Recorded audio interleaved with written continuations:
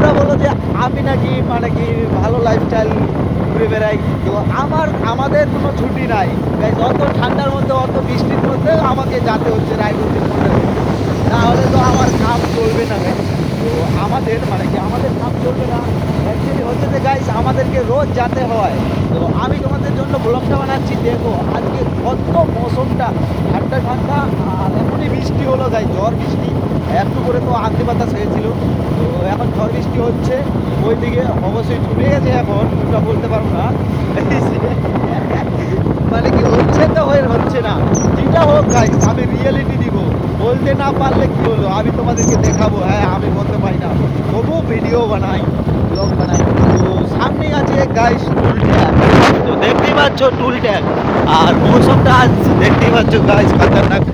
আর বন্ধু তো কি এত ঠান্ডার মধ্যে বাইক চালাচ্ছে, আর হচ্ছে বেশি তো ঠান্ডা আমাকে লাগছে, কেন যে আমি হাতা জামা পরে আছি তার জন্য। গাইস এখানে কি দেখানো আছে সেটা তোমাকে দরকার পড়ে না।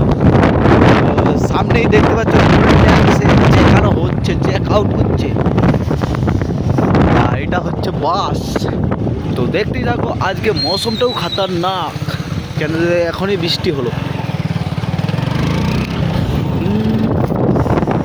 এখন আমরা ওখানে যাবো, তোমাদেরকে দেখানোর চেষ্টা করবো। ওটা তো দেখাতে পারবো না, কিন্তু যতটুকু হয় সম্ভব আমি তোমাদেরকে দেখানোর চেষ্টা করবো।